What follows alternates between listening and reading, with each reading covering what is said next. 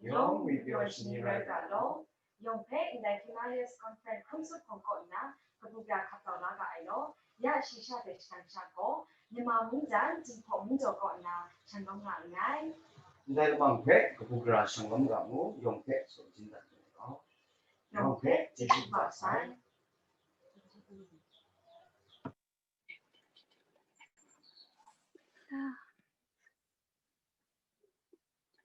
What happened?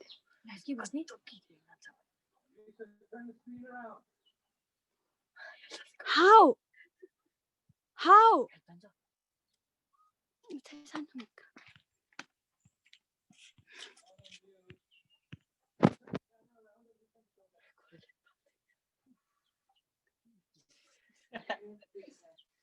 कसरी भएन नि त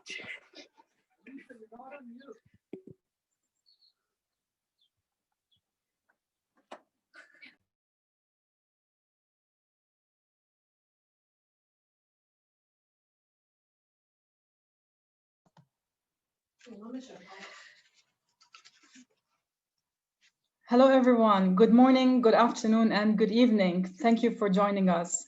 That was a greeting from our Himalayan youth who are the heart and pulse of this forum. Before we start, we would like to announce a competition that we are going to be holding for illustrating what is the highlight of the talk for you through painting, drawing, poetry, a short essay, or video. There will be a giveaway from our speakers, so we would love to receive your inputs, and we will share the email to which you should send this to in the chat, so stay engaged. Welcome again to the Himalayan Forum, the second talk in the series of the University of Oxford's Climate and Challenges of Development. The Himalaya is home to some of the most fragile ecosystems on Earth, ones that are prone to be negatively affected by natural disasters and conflict. Research has failed to document the status of threats in the complex Himalayan landscape, which poses a question regarding the validity and effectiveness of development practice in the region, especially with regards to resilience building. Itself a highly contested term, resilience is often donor-defined and measured, and manifests in a variety of frameworks to the point that might hinder practicality. Development practice in the Himalaya, therefore, necessitates an alternative approach to counter contemporary, planetary, and local threats such as climate change. At 8848 meters above sea level, Chomolungma in Tibetan and Sagarmati in Nepal, or Mount Everest in English, is the highest peak on the surface of the entire planet. It lies nested amongst the Himalaya on the Tibet-Nepal border.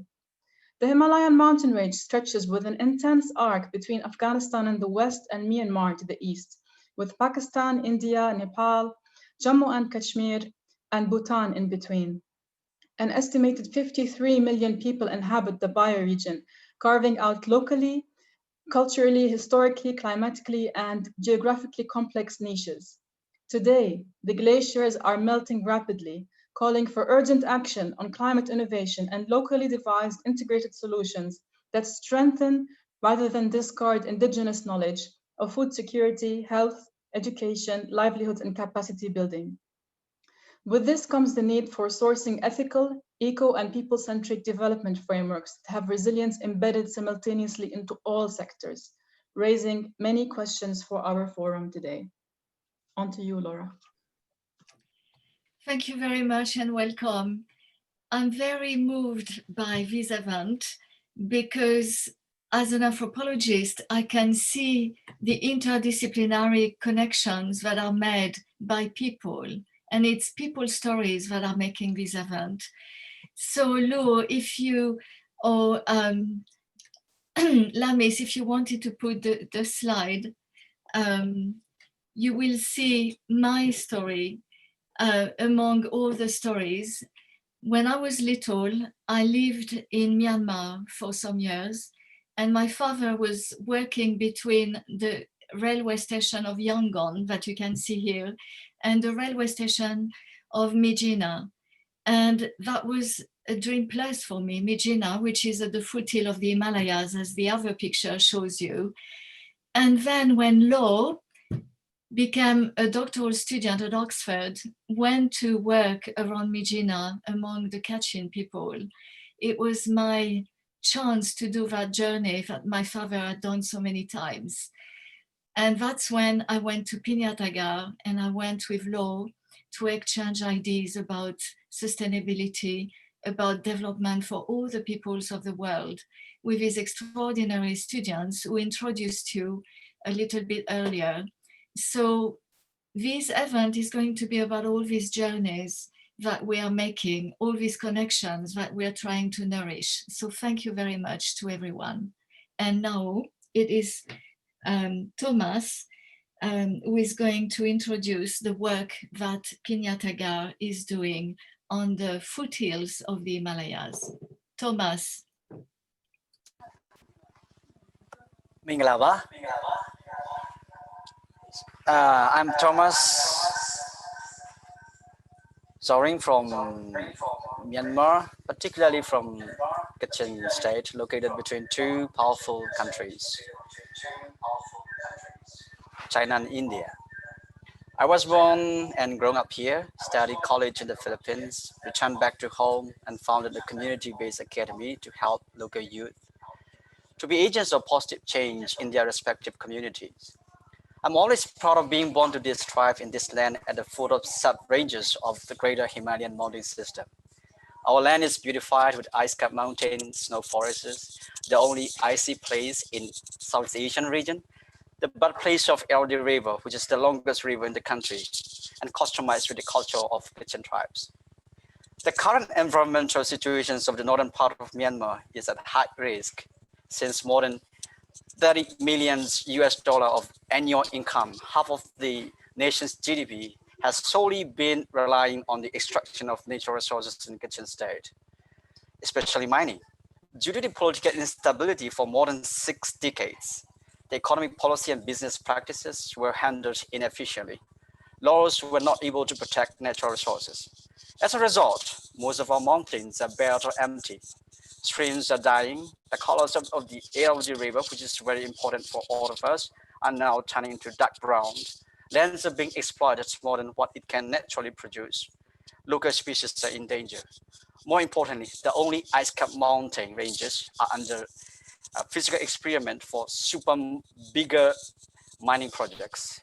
And the indigenous people living in the forest and mountainous areas are in high tendency to be displaced at nearby towns. As a matter of the fact, the inconsistency of the today weather is getting worse on our land. It is insurmountable as for our communities to preserve our natural heritage because policy making and implementation is only in those people who are in the central government. In such unstable and vulnerable environment, we as an academy do what we can do in order for us to contribute in building resilience for the climate change. Every year we recruit 40 local youth from different backgrounds, from different communities across Kachin state to live and learn together as a family in the academy. Here, we enhance their skills and knowledge needed for them to lead the development activities in their respective communities. We nurture their values of being together in harmony, connectedness among creatures, and appreciation toward each other. Inside the academy, we learn and enrich our values through living in holistic, sustainable living style and democratic principles. All of our buildings, such as staffs and students' residence, classroom, which we call homes, kitchen, toilet, library, and computer labs, all built with mud bricks. Our daily meals, we got vegetables from organic farms, designed with drinking pipes and under greenhouses. We drink the water filtered and treated with the biosand layers. We make soap for dishing washes, and we dye clothes naturally. We draw the water from the well from solar water pump. We raise kitchen pigs and geese inside the compound for our meals. Students are governed by student government elected by themselves and student parliament. Now the central government itself is striving to minimize the poverty level through creating and expanding more projects such as special economic zones for more job opportunities for youth. Therefore, it is difficult for the CSO here to directly engage in the development activities across Kachin state. But our academy is doing it in a small scale and build a strong network with local CBOs to voice the concern over deforestation and pollutions of air and water for policy designing and implementation. So far, we have about 200 alumni working for the communities across Kachin state. We envision that they will be leading their communities toward a sustainable future. The role of the academy in empowering local youth to protect and improve our natural heritage will not fade away, but rather we will upgrade our facility, current knowledge and skills with creativity, innovations to build stronger resilience against climate change. In the future, Academy hopes to have more farms for our daily lives and guest house to welcome visitors to live and share with what we have. We look forward to having you at our Academy as our special guest in the future. Thank you very much. Thank you so much, Thomas. We will now screen a video done by the Peña Tagar Academy students themselves.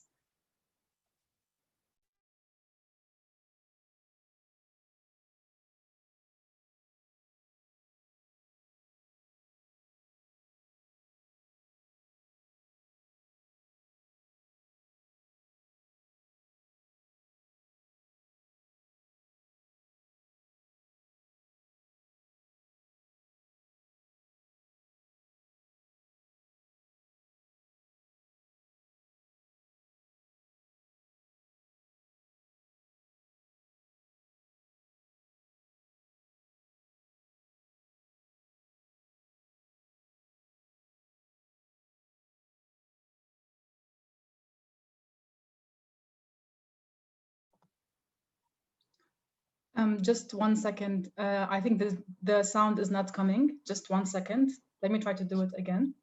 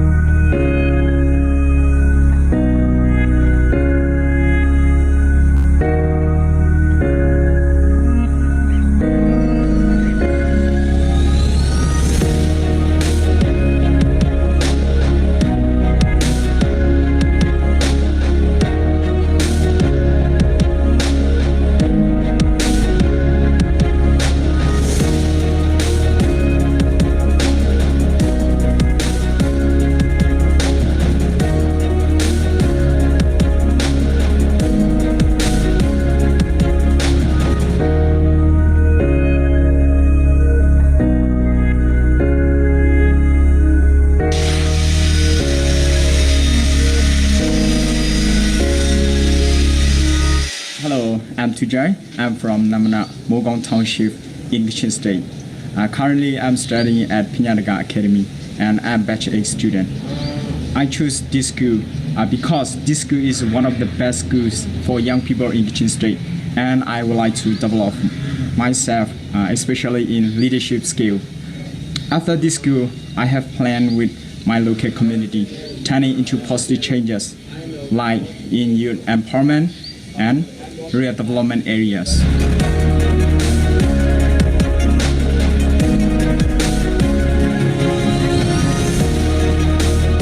Hello, my name is Gigulanan. I'm from Lizer.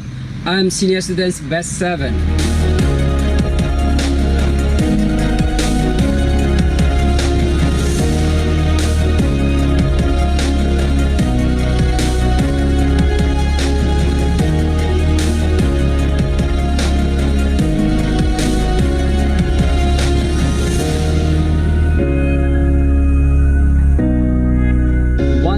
I really like with my school is that we got to learn how to live in nature.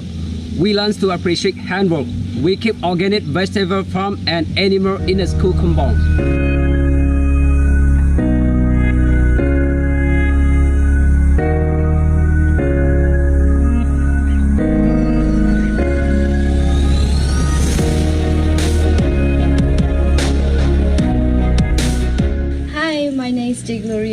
I'm 18 years old. My home is just in Mijina. It's not very far from our school. I'm from Bachin.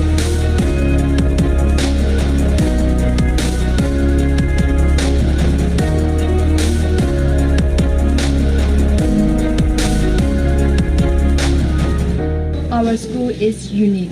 You know, the buildings are made of mud unlike the other schools around the country.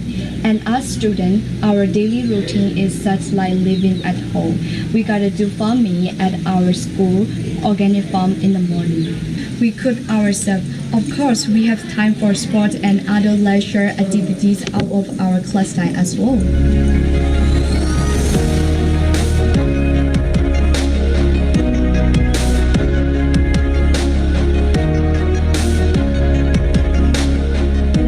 The vegetable that we have grown in our organic farm mostly cover our kitchen supply so that it can somehow reduce our living costs.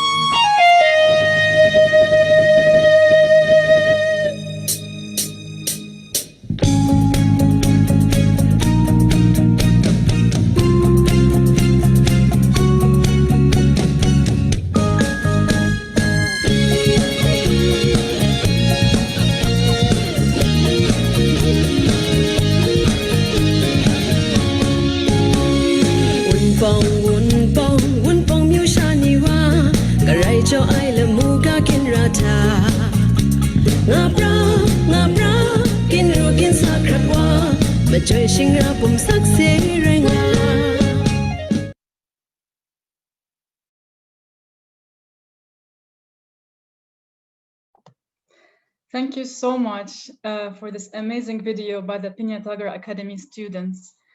Thank you, Thomas, for presenting this. We will now go to Nepal, where the Nepal Youth in Permaculture Group formed in the spring of 2020 during the lockdown and subsequent school closures across Nepal. Srijana, Sulman, Para, Jenny, and Mika started this group with the intention of educating themselves in permaculture and designing diverse and integrated systems in the community around them. They are conscious of the challenges facing them and their future and have committed themselves to taking an active approach to creating solutions which are appropriate and that engage youth across the bioregion.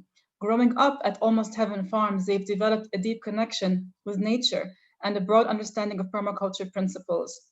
They are now applying the design science to their lives, turning their interest into dynamic and regenerative programs in their personal lives, community, and schools.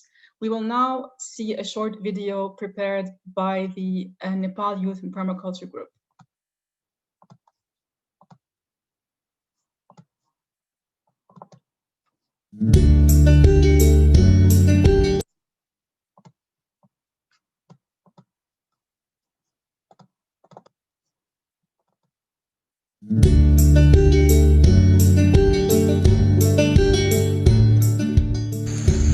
Time of coronavirus, kids around the world are suffering due to the schools being closed. But in East Nepal, a group of youth are flourishing.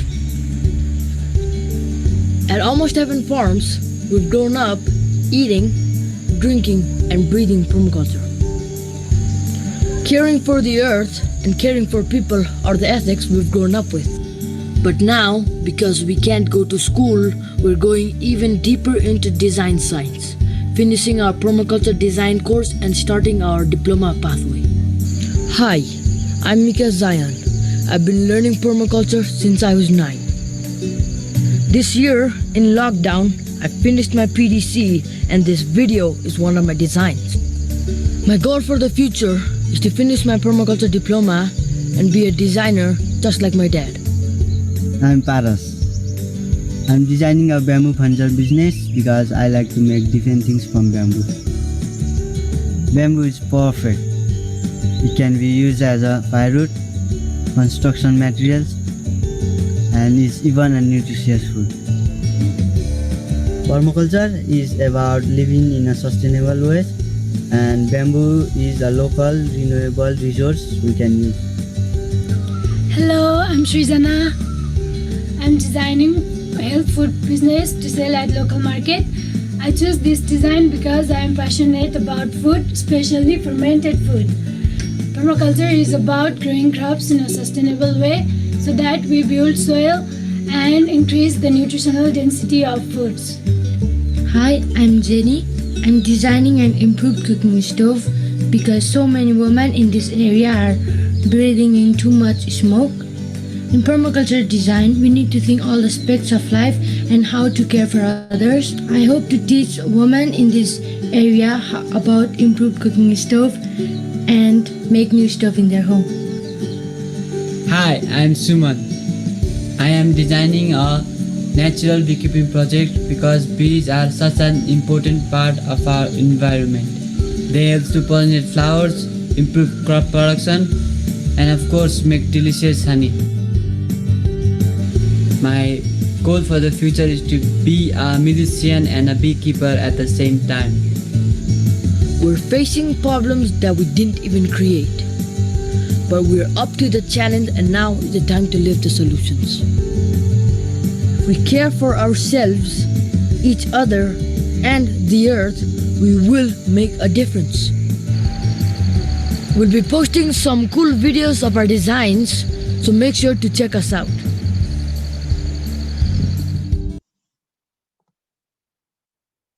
Thank you so much for the Nepal Youth in Permaculture group.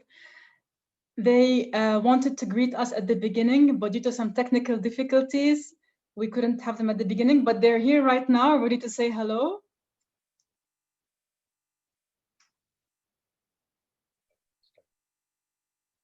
Hi, I'm Srijana. I'm Paras.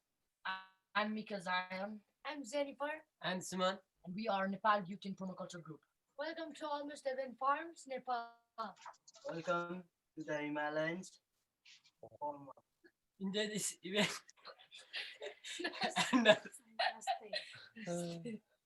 Thank you so much. Thank you so much. Next, we are going to meet Zachary Barton, who was a permaculture designer, activist, and teacher who's been living in Nepal since 2003. Carry on. Okay. In 2005, I'm introducing you. So Zach, in 2005, he founded the Kamala Foundation, an organization committed to bringing the principles of permaculture to life and building community-based programming to cultivate resilience and revitalize traditional and ecological ways of being. He established Almost Heaven Farms in 2013, where he researches, demonstrates, and trains local farmers and international visitors in permaculture design, earth-based building, and ecological restoration.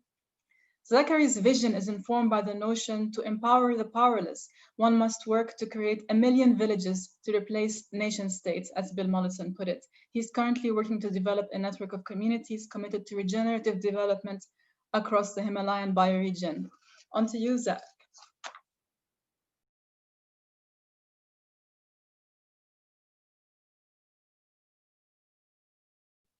Yeah, great. Thank you for that introduction, Lamis, and welcome everybody to the Himalayan Forum. I'm really happy to be here with everybody. I am Zach Barton, and I am a Canadian who has been living and working in Nepal for the last 18 years. And I will go to screen share. So I came to Nepal my first time as a volunteer and fell in love with Nepal.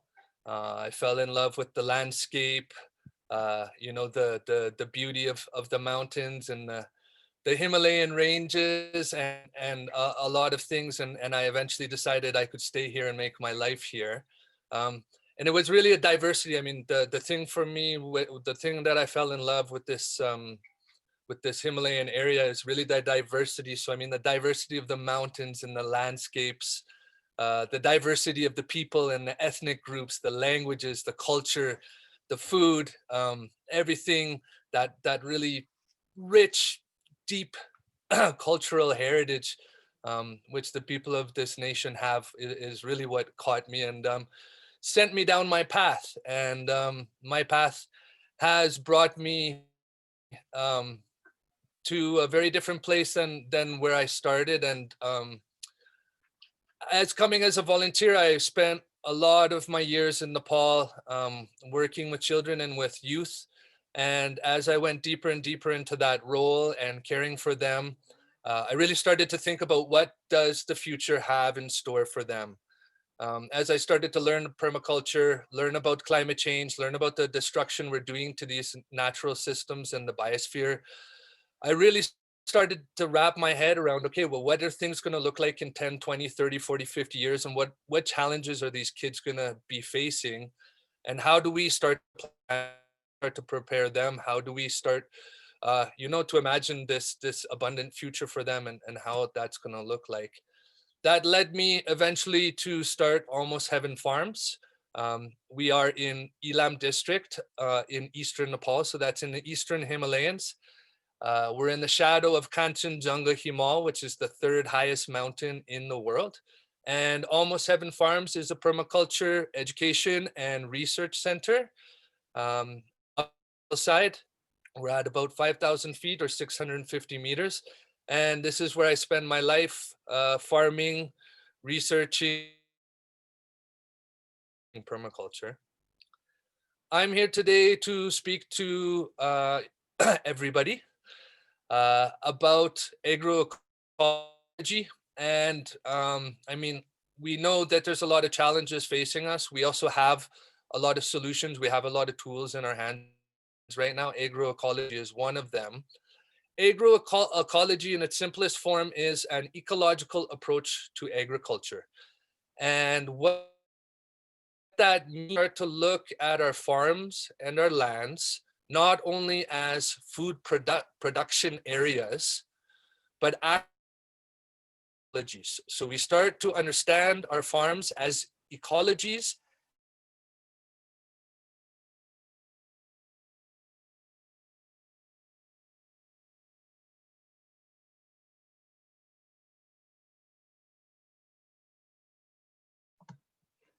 So we seem to have temporarily lost Zach. Let's just wait a little bit. I'm sure he will come back on. Thank you for your understanding.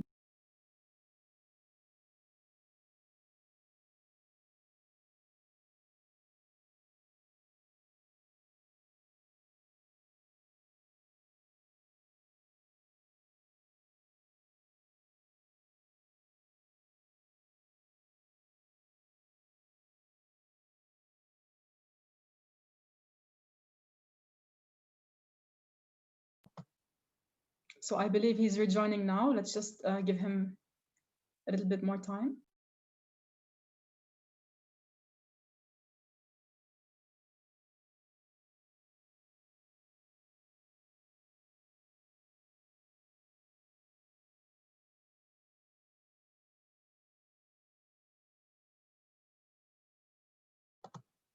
Zach, you're back. All right, I'm back. Sorry. Okay. Lost the internet there for a minute. That's what happens. Okay, here. Carry on. So we're at the first slide. Village. So are you good? Can you hear me? Yeah? All right. So yeah, agroecology our land provides ecological services, ecosystem services. We're not only growing food, we're also capturing carbon dioxide from the atmosphere and putting it in the ground. That's huge. That's a big service. We're actually releasing oxygen into the atmosphere. We're conserving soil, stopping soil erosion. We're actually building soil, improving soil. We're storing water in the soil, right? Soil reserves. We're cleaning water and outputting that in for, highly functioning rivers, lakes, and other water systems. And very simply, we're even creating habitat for all of the other beings that we actually share this earth with. So I'm not going to spend a lot of time on problems because we know what the problems are as we've slowly destroyed the biosphere by our actions. We've started to create a lot of problems like climate change, how we've treated other beings, other species on this earth, and eventually leading to these problems like massive wildfires. Even our beautiful city of Kathmandu, which once used to be a kind of Shangri-La, has now been turned into a polluted mess where, I mean, people can't even breathe properly anymore. So this is why we do it. Let's move on to the solutions. Agroecology is a set of principles that when we apply to our lands, okay, will create a healthy living ecological system, which is also growing food. Things like creating more efficient systems. If we're degrading our soil, we are not efficient, all right? If we are using chemical inputs, we are not efficient. We're recycling nutrients and then talking about how we fit into a circular economy, responsible governance, food culture. I mean, a lot of different principles here. How do we develop this resilient communities for the future? And like I talked about earlier, diversity and the co-creation of and sharing of knowledge.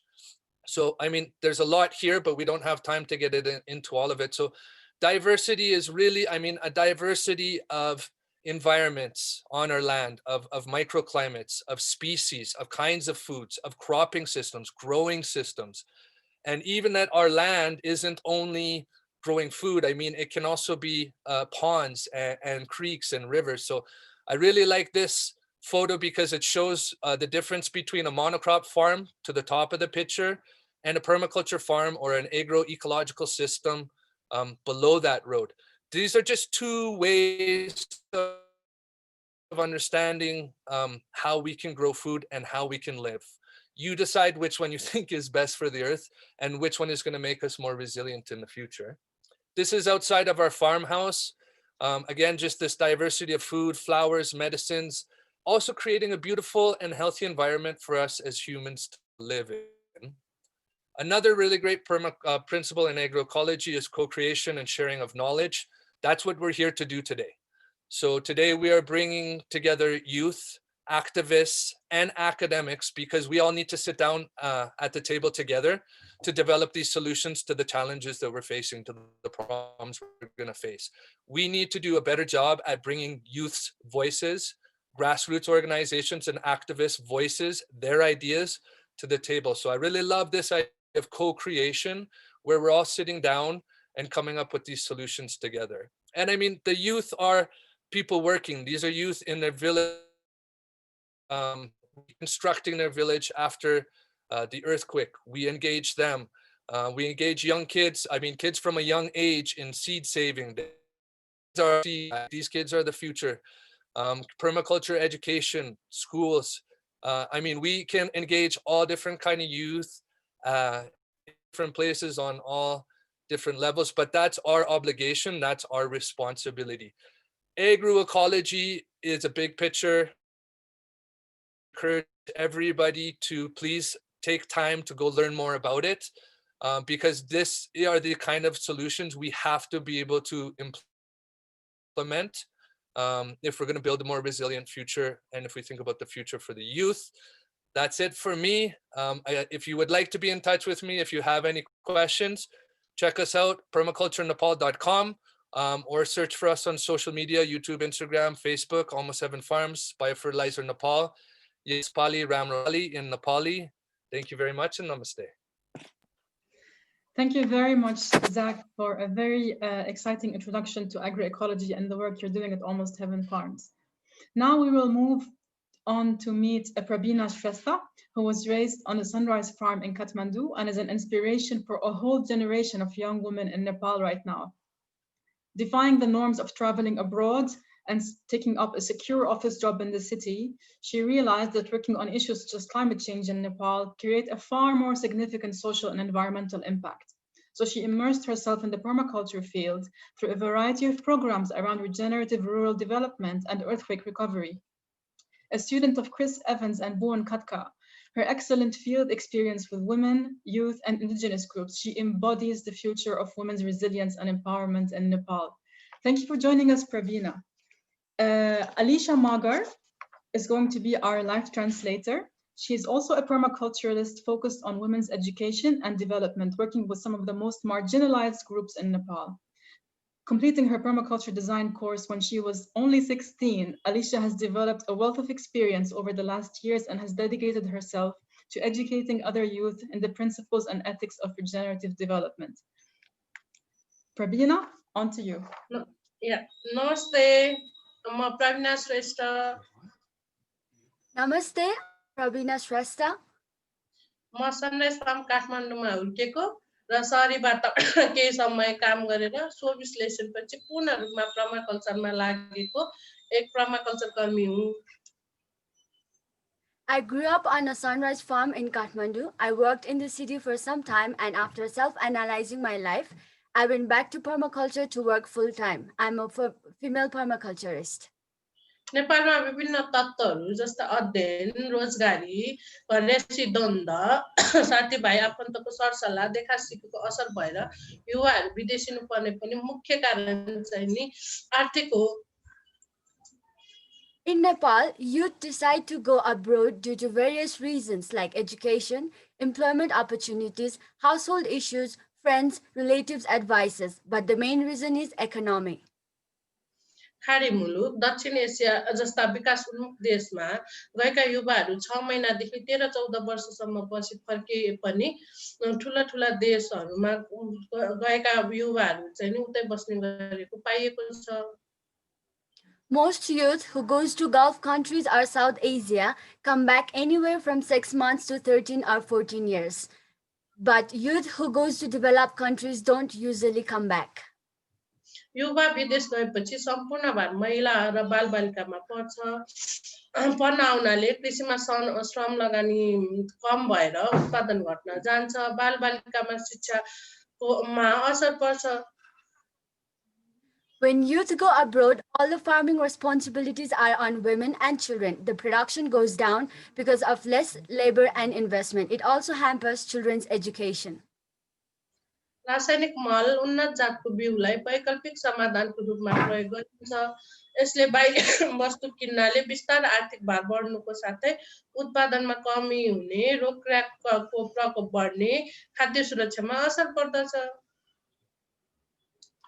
Chemical fertilizers and hybrid seeds are used as the solution. When we buy imported goods, we waste money, lose production, and causes outbreaks of insects and diseases which affect our food security.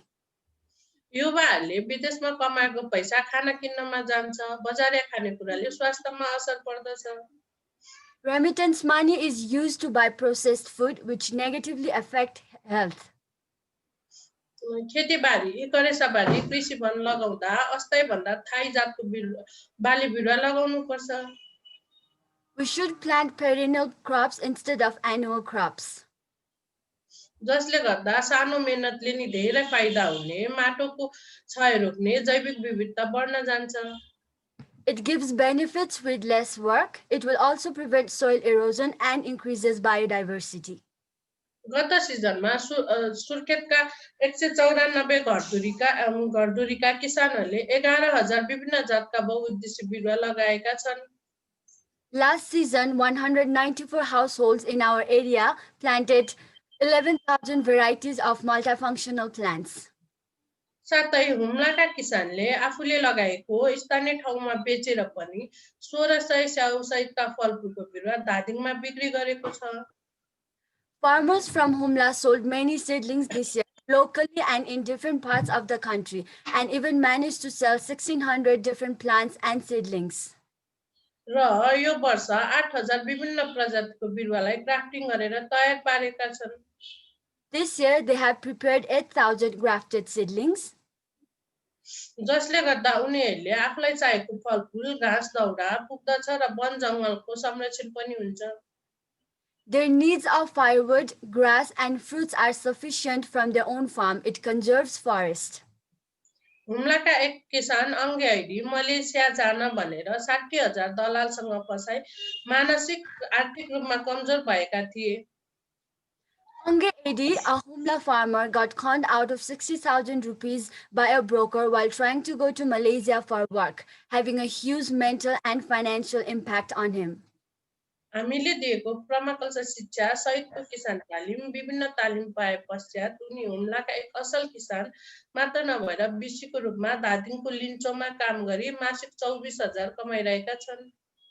We provided him with permaculture education, farmers training, and other different trainings. He's become a great farmer and also works as a barefoot consultant in Dading Lincho, earning 24,000 rupees in a month. हामीले आफ्नो पौराणिक सिपलाई बिर्सदैछौँ। We are losing our traditional skills. Himalaya क्षेत्रमा बस्ने जनजातिमा परम्परागत सिपको धनी भए तापनि समय धेरै लाग्ने, बजार नपाउने जस्ता कारणले गर्दा सिप लोप उन्मुख हुँदैछ। Though people residing in the Himalayan region are privileged with lots of traditional skills, because of the remoteness, lack of market, the skills are being lost. सुर्खेतका किसानले परम्परागत सिप पुनः उत्थान गर्ने सिलसिलामा औजार तालिम लिए लगत्तै गत 6 महिनामा 3,050 देखि 13,450 सम्मको आम्दानी आर्जन गरेका छन्, जुन उनीहरूको आर्थिक भार कम गर्न सहायक आम्दानी पनि हो। To promote traditional skills, the farmer from Surkhet took blacksmith training. Now they are earning decent income, increasing their financial status. सुर्खेतका 40 किसानले सङ्कलन गरेको तथ्याङ्कमा घरमा आफूलाई खपत गरेर बचेका पशु, कृषि उत्पादन, फलफूल, जडीबुटी एक सिजनमा बेचेर एक सिजनमा 5,000 देखि 1,32,000 सम्मको आम्दानी भएको पाइएको छ। According to our data collected from 40 households in Surkhet, we have found for additional income, apart from their expenses, agro production, fruit production, herbs, and in one season, they earn decent amount of money from 5,000 to 1,32,000 rupees. यो एक महिलाले घरमा सबै काम भ्याएर पनि थप आम्दानीको लागि योगदान दिएको उदाहरण हो। This is also an example of a woman, after finishing her chores, she does this for additional income.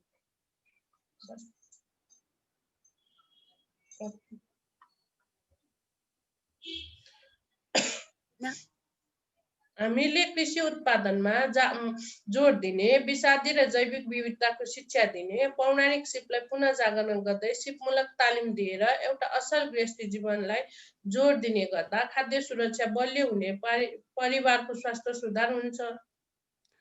We focus on agriculture, giving education on biodiversity and chemicals, promoting traditional skills, providing capacity building skills, which teaches a household for food security and improves the health of their whole family. साथै साना साना विविध आम्दानीले कम लगानीबाट बढी आम्दानी हुन्छ। जब आर्थिक रूपमा युवा तथा महिलाहरू सक्षम हुन्छन्, उनीहरू विदेश जान पर्ने हुँदैन। It will help their small investment get decent amount of income. When they are financially secure, then they don't have to go abroad. मेरो अनुभव र सिकाइमा विदेशमा गएर पैसा कमाउनु भन्दा पनि आफू स्थानीय स्तरमा बसेर पैसा कमाउनु मानसिक र आर्थिक रूपमा सबल र सक्षम भइन्छ। Thank you.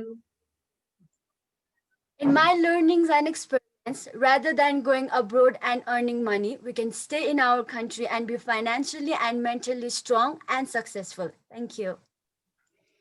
Thank you very much, Pravina, and thank you so much, Alicia, for your live translation and for telling us success stories of people who stayed and led successful lives in Nepal. Next, we are going to greet Homaya Gurung, who lives in Surkhet and has worked with permaculture programs since she was 16, starting as a teacher in a village school in Jajarkot permaculture program. From there, she specialized in women's health, co-producing a book, Herbs for Women's Health. She has design skills in agroforestry, kitchen gardening, fruit nurseries, SRI, and many other technical farming methods. And she is an accomplished trainer. She's also in the process of getting her diploma in permaculture design. Homaya, the floor is yours. नमस्कार, म होमाया Gurung, Himalayan permaculture केन्द्र नेपालबाट। Namaskar, I'm Homaya Gurung from Himalayan Permaculture Center, Nepal. म एक सफल महिला किसान हुँ। I'm a successful female farmer. म नेपालमा 25 वर्षदेखि ग्रामीण समुदायमा बसी आफ्नो र अरूको गृहस्थी सफल बनाउने काममा लागिरहेकी छु।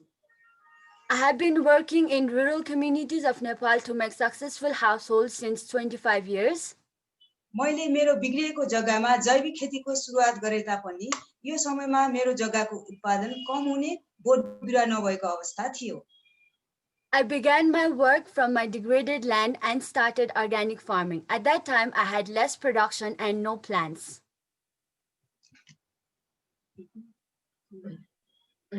जैविक खेती पछि धान खेतीको मात्र तुलना गर्दा पहिले मुस्किलले 18 क्विन्टल हुने जग्गामा अहिले 24 क्विन्टल हुन्छ र परालको गुणस्तर पनि बढेको छ। After organic farming, comparatively speaking of my rice production, we used to have 18 quintal of rice before, but now it has increased to 24 quintal and the quality of straw has also improved. हाल मेरो फार्ममा 120 प्रजातिका boat बिरुवा लगाएको छु। यहाँबाट मैले विभिन्न जातको बिउ बिरुवा बिक्री वितरण गरिरहेकी छु। Now I have 120 varieties of plants. I have been distributing and selling seedlings from my farm. छिमेकीहरूले मेरो फार्म देखेर आफ्नो नाङ्गो जग्गामा बोट बिरुवा लगाइरहेका छन्। Neighbors have also started planting plants on their barren land after seeing my farm. ज्ञान SIP बिरुवा बिउको माग बढेको छ। The demand for skills, seeds have increased. यो नमुना शोध केन्द्रबाट अहिले 1000 भन्दा धेरै मानिसले अवलोकन गरेर तालिम लिएर ज्ञान सिप सिकिरहेका छन्। More than 1000 people have visited this demonstration center and has been trained and have developed their skills, capacity and knowledge. अन्य विभिन्न बाहिर देशबाट पाहुनाहरू आउनेको संख्या 16 देश पुगेको छ। The number of people coming to visit from other countries has reached 16.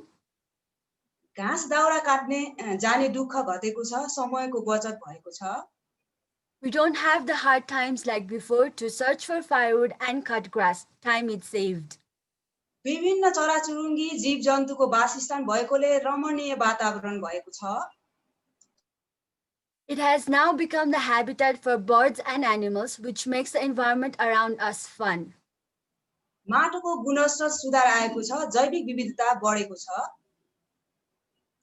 The quality of our soil has improved, biodiversity has increased. महिलाहरूको आर्थिक पहुँच नहुँदा समयमा उपचार गर्ने खर्च नहुने, आफू र आफ्नो बालबालिकाको चाहेको खानेकुरा लगाउने कपडा किन्न नसक्ने जस्ता समस्या समेत थियो। There was a time where women did not have access to finance and they had difficult time getting treatment in time or having clothes to wear or food to eat for them and their children. हाल ती ग्रामीण क्षेत्रका महिलाहरू आफूले खर्च समेत गरी आर्थिक बचत गर्न सुरु गरेका छन्। Now in those rural areas, apart from their expenses, the women have started saving their money. ती उदाहरण हुन् हुम्लाका महिला किसान कैली सार्की। उनले फलफुल नर्सरी गरी आफैले कलमी गरी विभिन्न ठाउँमा बिरुवा बेचेर 1,20,000 रुपैयाँ आफ्नै खातामा जम्मा बचत गरेकी छिन्। An example of those women from Humla, Kaili Saki, a farmer, does fruit nursery, cuts and prunes plants, selling them in different places. Now she has decent amount of saving in her bank account. र अर्की महिला हुन् बिनकला बुढा। उनी एक साक्षर महिला मात्र हुन्। उनी अहिले अरु किसानहरूलाई तालिम दिने गर्छिन्, नर्सरी बनाउने, कलमी गर्ने, धुवा रहित चुलो निर्माण गर्ने जस्ता काम गरिरहेकी छिन्। Another example of women from that area, Binkala Buddha, she is just a literate woman, but now she gives training to farmers. She is involved in making nursery, cutting and pruning plants and making improved cooking stove. यी क्रियाकलापले महिलाहरूको आत्मबल बढेको छ, आय आम्दानीमा वृद्धि आएको छ।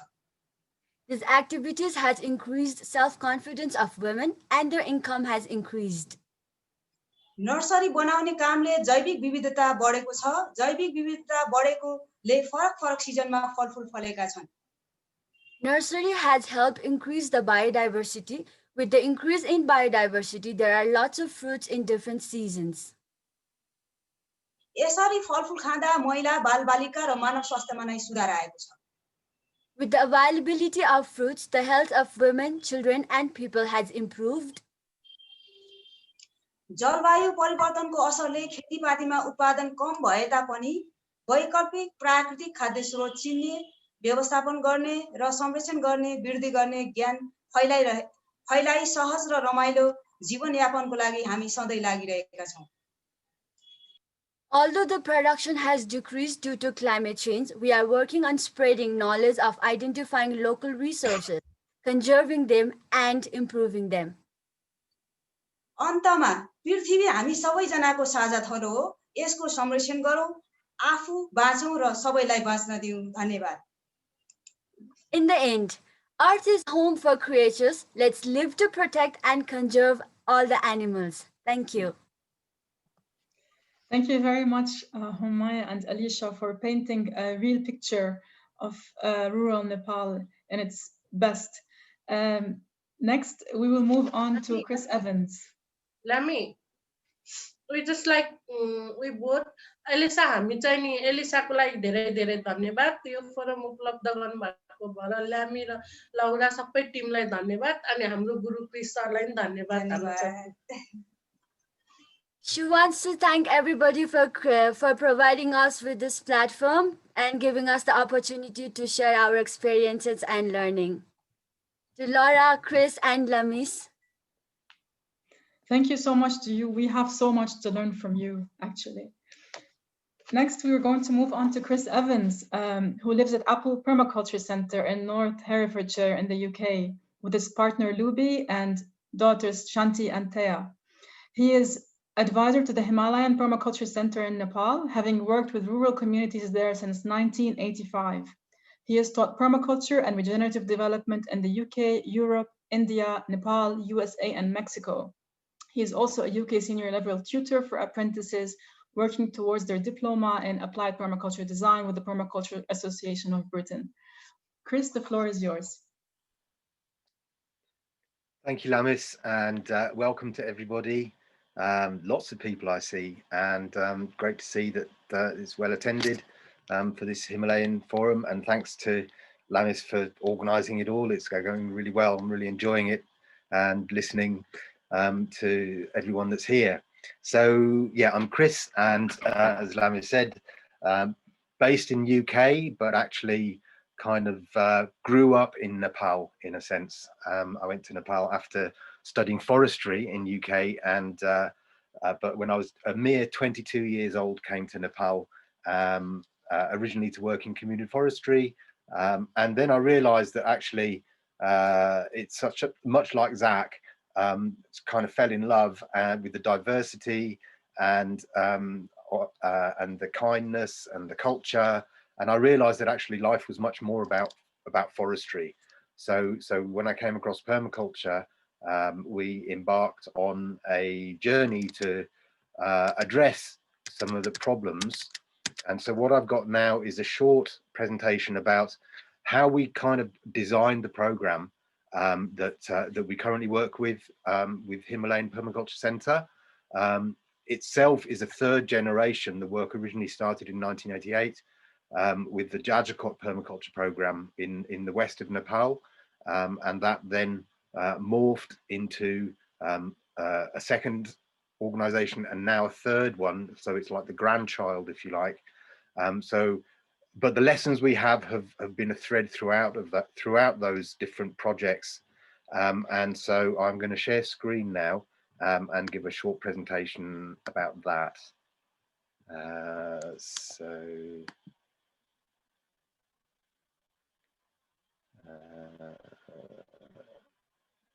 Okay, that's not the one I wanted to start with. So I'm just going to go back. Bear with me one moment. It's interesting, the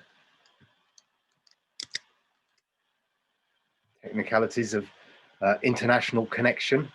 But here we are, and now I'm going to share again, and hopefully that will be the right place.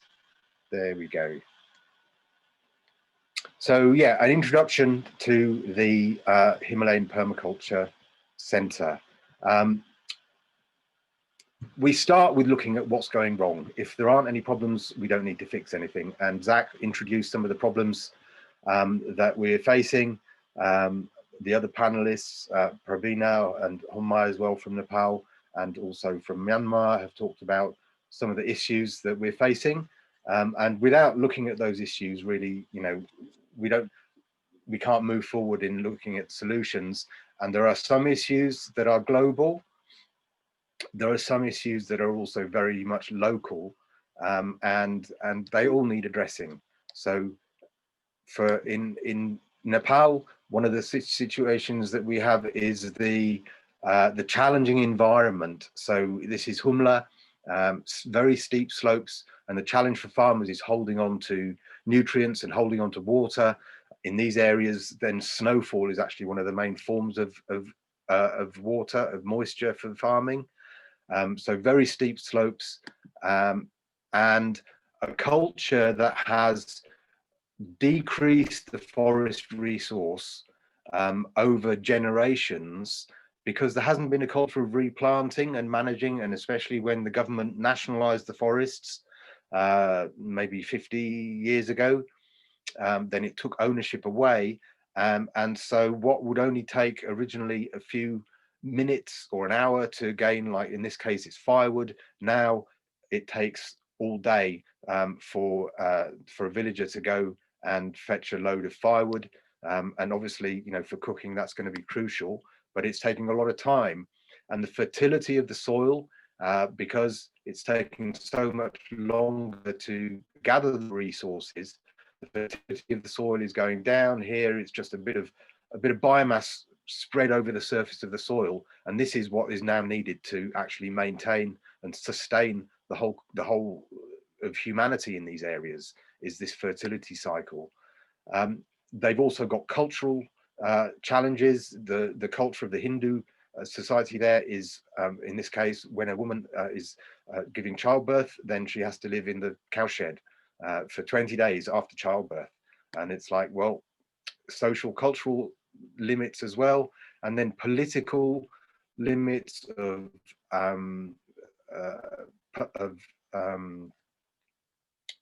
corruption and nepotism, that mean that development projects, you know, they come with good intentions, but because of those political and social limits, then they also don't work. So this tap stand should have been running, providing drinking water, but it's not. So, and there are many other problems. I'm not, you know, this actually isn't about problems, it's about solutions. And so what we want to see is, well, how did we approach those issues? And what we found was the first thing is actually just to get on with doing something. So this was a small farm that we had in Jajkot district in 1988 when we started this one. And it was a marginal land, so the productivity of the crops was decreasing. And so we started with design on that land. And here we are a little bit later, a couple of years later, there's a farmhouse, there's a water mill, a traditional technology that brings water off the river. We started planting with agroecological methods and design, and fodder trees and fruit trees, and here making a pond at the bottom of the land, harvesting the use of the water before it leaves the property. A few years later still, and the tree crops, the perennials, are starting to overtake, but we're still doing the annual traditional cropping on the inside, and that's significant, that we don't stop doing traditional farming, we actually are strengthening it. And one of the last pictures that was taken 10 years after the establishment of that farm, where you can now not really see the land in between because it's covered with trees, but there is still farming, traditional rice and wheat farming going on inside of that. So the Food and Agriculture Organization of the United Nations, the FAO, described the ratio of forest that's needed to support farming as 6:1. So 6 units of forest is required to support sustainably 1 unit of farmland. And when I learned that, I thought, okay, well, how do we reduce that ratio? And on this farm, in this demonstration, we reduced it to 0. So all the resources that were needed to maintain that farm were came from within the farm. We didn't have to go off-site for any of the resources at all. And that was a very significant point to have reached. Then what we realized is, okay, well, this is the demonstration. If we want other farmers or other communities to copy what we're doing, it's about demonstrating. So having systems that can be demonstrated, and here farmers are coming on to look at rice varieties, they're looking at green manures, they're looking at the agroforestry and the fruit growing. Here in Humla, the farmers are have been invited onto the farm to look at a fruit nursery that's in circles, because that's better for efficient use of water. It's a water deficit area for most of the year in Humla. So in this example, the farmers have come from Ladakh, so even from outside of Nepal. So some are local farmers that can come on and see on a regular basis, but every now and again, these women are from the Ladakh Ecological Development Group. You might have heard of the book and film Ancient Futures. So these are the women from that program, and they're on a pilgrimage to Kathmandu to visit the Buddhist stupas there. And while they're there, they're here visiting Sunrise Farm, which is where, as Prabina said, where she comes from in Kathmandu. So the value of demonstration is that your eyes believe what they see. Seeing is believing. The next phase of that strategy then is about training. So learning how to build or plant or create or make the technologies that are being demonstrated. So following demonstration is training. And this is Himalaya, in fact, training in 2003, so 17 years ago, almost 18 years ago. And she's training in a technical subject. It's called air layering. It's a way of propagation. So part of the training is about skills, but it's also about concepts. And this is a training in what we call the web of life. So how systems are connected together and how elements within those systems. So agroforestry is connected to compost and to livestock and to kitchen gardening and to cash crops and to health and nutrition. So all these different parts of an agroecological community are connected. And so understanding those concepts, but it's also about the belief that what we eat is important to how we work and how we are resilient. So nutrition is an example here. And again, this is Himalaya teaching a group of students at the Almost Heaven Farms in Ilam, where Zach and Alicia come from. The third part of the strategy then, once people have seen through the demonstration and they've trained through the education programs, they need the resources to take back home and to implement on their own farms and in their own communities. And this is an example of the fruit trees that were produced in Humla, and both Prabina and Himalaya were talking about that. The barefoot consultants that instead of going overseas, they stayed at home, made fruit nurseries, sell their fruit plants. And this is one of the places in a different district called Darding in Nepal, where not only 2 or 3 of the farmers went to work. Instead of going overseas, they went to another district within Nepal, but they also took with them seedlings that the villagers in those areas of Humla had produced. These are apple trees, and the target there is to produce is to grow 3,000 apple trees, which they're working towards over the next few years. So the resources to create those development projects, infrastructure, in this case it's an efficient mill that runs off the same resource but less, it runs better. So these mills will run when the water flow is lower, so they can run for more months in the year. And so for more months in the year, villagers can mill their grain locally instead of having to go further afield. So that's also a time-saving activity. So these 3 pillars, if you like, the demonstration, the training, and the resource production are the strategy that we developed back in 1988. And we are still using that strategy because we found that it's the one that works. And the second part of what I want to talk about is then how we designed the program together.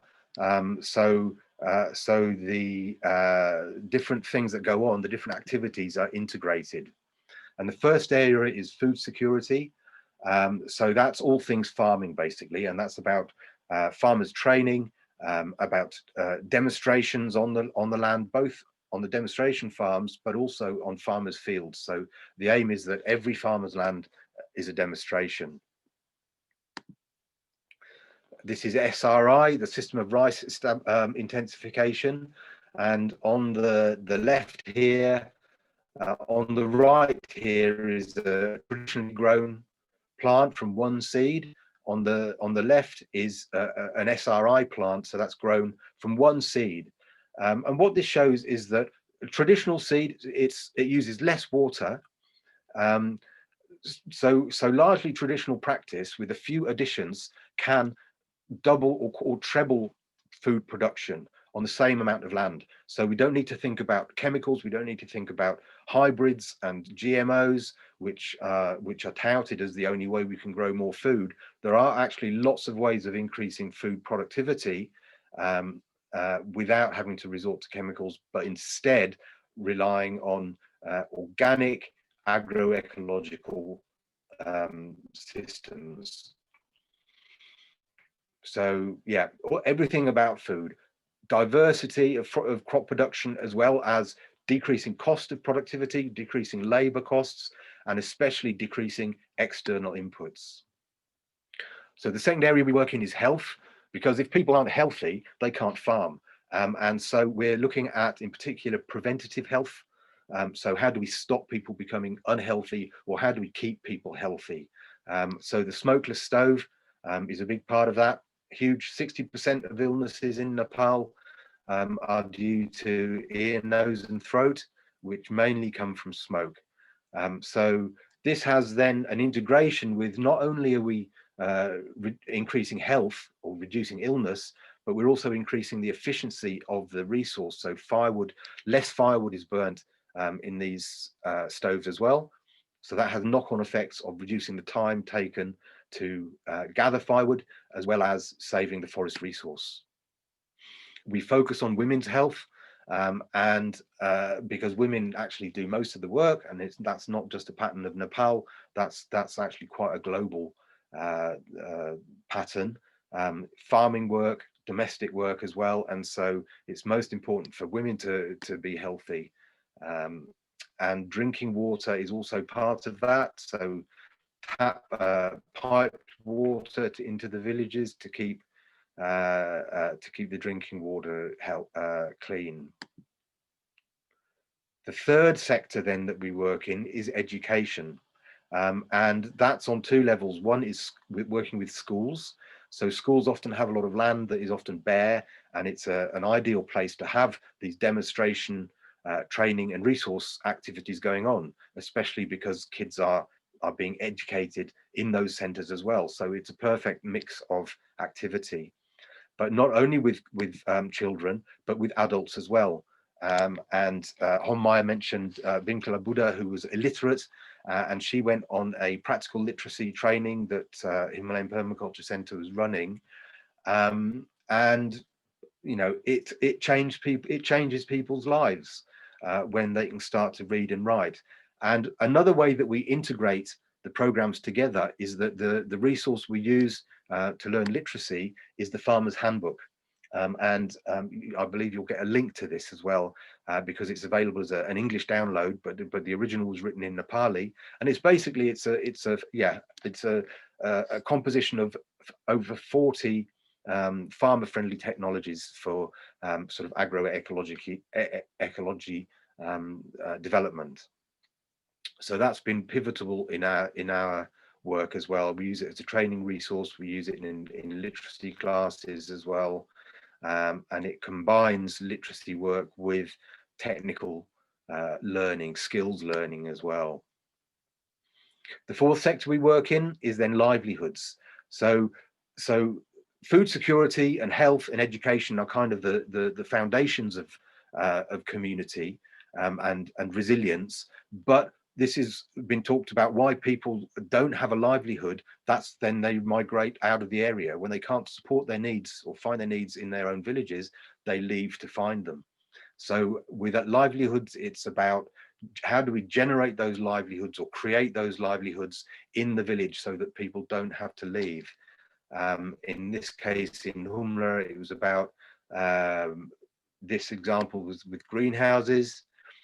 In Surkhet, we're now starting to grow organic cotton as part of the agroecology of the farm, not just as a monoculture, but integrated as here. This is Homaya's farm in Surkhet, integrated with agroforestry, the green manures, the rice growing, the different crops going on as well. So it's all diversified together. And in Humla, it's also about building skills. This is blacksmithing, so teaching farmers how to make better tools that are stronger, and they can sell them as well. So they've always needed tools, and they've often had to go out of the area to buy them, but now they can make them in the area themselves. So another thing that's really important to think about when we're looking at livelihoods is energy, because a lot of systems of processing and manufacturing will require energy. And if we're just going to rely on coal or oil or electricity from India in Nepal, then it's going to decrease the resilience. So in this case, we're looking at biogas, but this is the flexi biogas system that we trialed in Surkhet and at other places in Nepal. But it's not just biogas. Biogas has the great principle that it has multiple outputs. It has fertilizer as well as gas and energy, but there's also obviously hydro, there's solar, so there are lots of ways of producing energy, but it's a really important sector to have to look at, because that will provide, again, the resources for your livelihoods and manufacturing. And the fifth and final area that we work in is capacity building. So that's enabling communities to manage the demonstration, the training, the resource production, all those parts of it. This is a training course in pest management, would you believe? But one that's fun, and it's it's not just using a whiteboard, but it's interactive, and how the villagers can then create their own teaching resources. So in this case, learning how to make videos that can be shared via mobile phone, and therefore in these ways the different techniques and things can be shared. And then the final part to talk about is, well, how do we grow this then? These systems, the strategies of demonstration, training and resource production, the sectors of the food security and the health and the education are producing very positive results, as Homaya and Pravina both illustrated. The amount of income that's gone up, the amount of food productivity that's increased, the wellness and health that's improved. Lots of villages are starting to ask for this work now, and we can't just keep replicating the program. Otherwise, we have to make more staff and more materials and more budget and more dependence on donors. And we want to actually reduce that, not increase it. And for that reason, we have the work of the Barefoot Consultants, which are basically farmers that are trained in all of these techniques, as well as trained in teaching and facilitation. And they are the ones that then can go to different villages and to different organizations and be paid, as again Homaya and Pravina illustrated. These people are paid to go to other districts to teach orchard management, fruit planting, etc. This example is a woman in Humla, a low caste woman in Humla, which is really the most challenged of the social sectors, and she's teaching other women how to build smokeless stoves. So she's found an income from the skills that she's learned. And to finish off with, here's Homaya again. Her speciality is women's health, and she's also a barefoot consultant. She's not paid staff, but her is from her skill, and so she goes out and teaches other communities in other districts for other organizations about health, preventative health, agroforestry, how to not just health but integrated with all the other sectors that we work with. So that's the end of the story.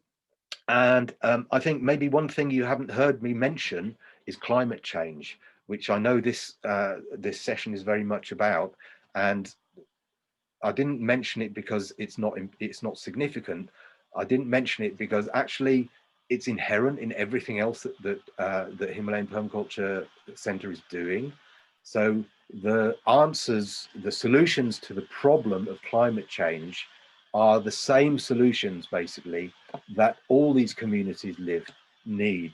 That we need to satisfy not only climate change, but the problems of biodiversity loss, the loss of resilience, the problems of out-migration from communities. So building strong, diverse communities that have a strong ecological base, healthy soil, healthy water, healthy biodiversity, the skills that can manage those resources at the local level are what's needed, whatever happens.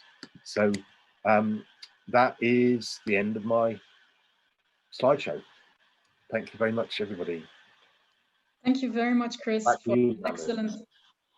Thank you so much, Chris, for an excellent comprehensive description of all the strategies that have been employed and rooted in Nepal for over 30 years, and for weaving together the stories of Himalayan people as well across the regions. So, as we have seen, the Himalayan region is home to one of the world's most fragile ecosystems and mountainous societies whose very livelihoods and survival are dependent on the stability of their environment. Resilience has become the buzzword of our modern times. As efforts of international development practice shifts to resilience building in face of compounding threats, the term displays no shortage of theoretical definitions or conceptual frameworks. The Himalayan region, however, with its intricate mosaic of heterogeneous landscapes and peoples, evades reductionist academic research, and literature has exposed severe shortcomings of this conventional development approach over the past decades. This necessitates a paradigmatic shift in the development model towards a more holistic, systematic approach to address Himalayan complexity. Given this knowledge gap, permaculture and agroecology have been proposed as a pathway for building future resiliency. Resilience, in fact, is never stated to be a separate target in permaculture and agroecology practice. As Chris pointed out, it is inbuilt into all sectoral activities such as health, education, food security, sustainable agriculture, and shelter. On this note, our lecture moves on to propose that the main contribution of permaculture and agroecology is redrawing a bold outline along the outer boundaries of interdisciplinary development practice. On to you, Laura. Well, you said it so well, Lamis. The only thing I want to do is to make sure that everyone understands how this is unfolding. It has been a big step for the Department of International Development at Oxford to really take seriously the fact that development, environment, climate change are serious issues that need to be looked at together.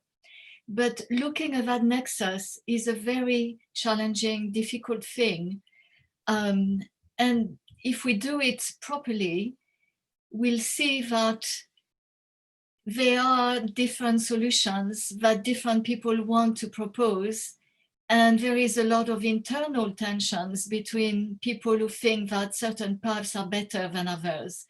And this is why we need to have an open discussion. We need to present ideas and debate them. And this is exactly what we're trying to do here. So let me remind you that we started with Arun Agrawal, who is a political scientist from India, who works at the University of Michigan. He is the chief editor of World Development, one of the leading journals of development studies, and is a world specialist of resilience. And very generously for that first lecture, he tried to engage from his knowledge of resilience, which is basically the kind of paradigm of resilience we've been presenting from a grassroots perspective today. He tried to engage the more government-led, the more expert knowledge-led types of development expert knowledge that are being developed at Oxford, if you wish. And this is why he decided to focus on cash transfers and employment guarantee schemes. All these universal basic incomes policies are becoming very important in the world today. And he wanted to show that social assistance programs may advance climate resilience if they are done in a certain way. His lecture is on the website. You're very welcome to look at it and see how the two events link to each other. He wanted to show that the impact of such policies could do something good for climate change. It was not easy, but it was possible to take a more holistic approach to social welfare. And that would definitely depend a lot on how projects are being funded and evaluated. So what I'm trying to do here, before introducing our next speaker, is to show you why we started with the Himalayas. We thought that the Himalayas was a region that was a very good one, although I'm a specialist of the Amazon, as you may know, a very good one to think about the tensions and the difficulties of applying resilience in a way that can really embrace the local knowledge, the local solutions, and that can really promote a rich, open-hearted debate about where we are going now in the face of emergency. Because everyone knows that there was this terrible earthquake in Kathmandu not long ago. Everyone knows that millions and millions of dollars have been poured in the Himalayas by development organizations in the last 30, 40 years. And everyone knows as well that although these rural development projects that have been presented today are very successful in what they are doing, they are very underfunded by the large world development agencies. And we need to know why. And a lot of it has to do with evaluation, with the way we think that activities, efforts that experts and people who live somewhere, are making to make a difference. How do you evaluate that? So what useful impact has resulted from all the research and the development investment, and how can we evaluate it in a way that does justice to the work that has really produced the solutions that have been presented today? So this is what Anne-Marie Meyer is going to talk to us about.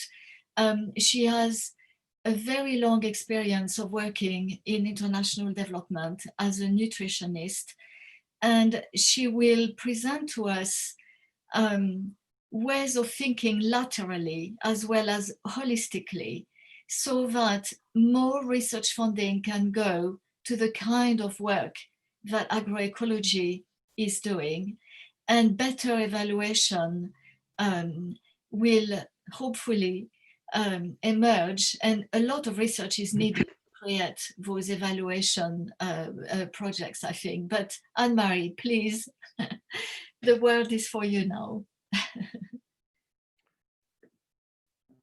Okay. Well, I've been very much enjoying listening to all the various speakers so far.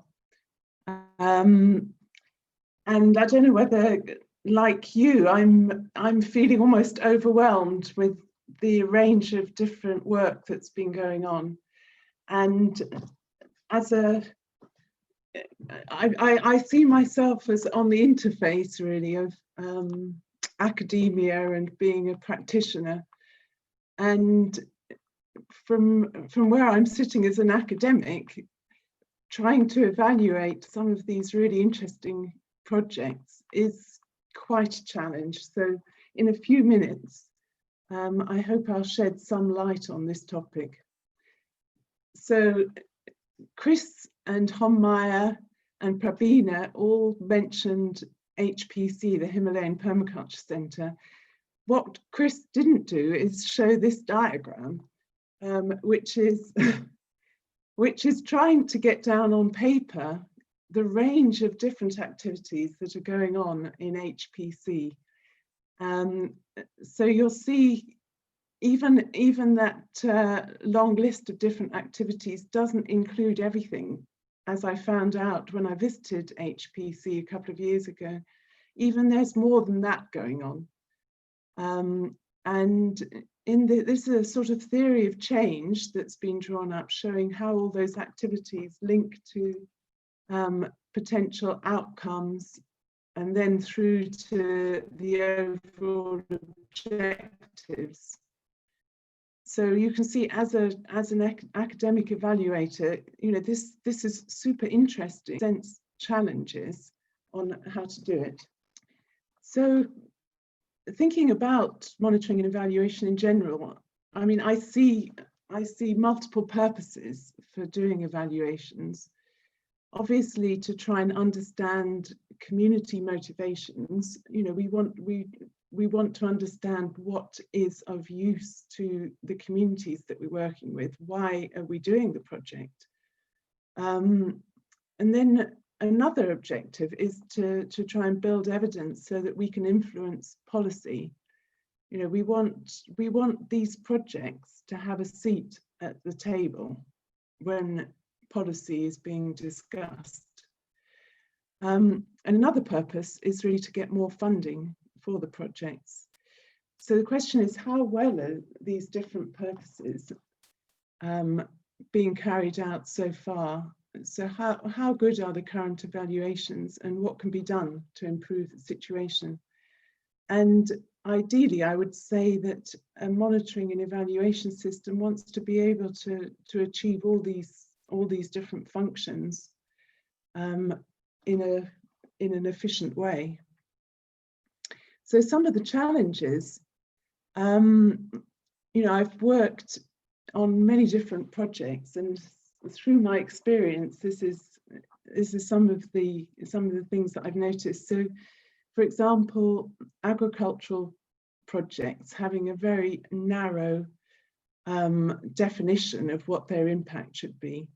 So obviously we want to improve agricultural productivity, but if that's the only measure of success, you're not asking how is the food produced, who is producing the food, what are they producing, who is being fed, whose income has improved, is poverty reduced, is malnutrition reduced. So having a narrow focus, you can end up with monocultures, large farms pushing out smaller farms.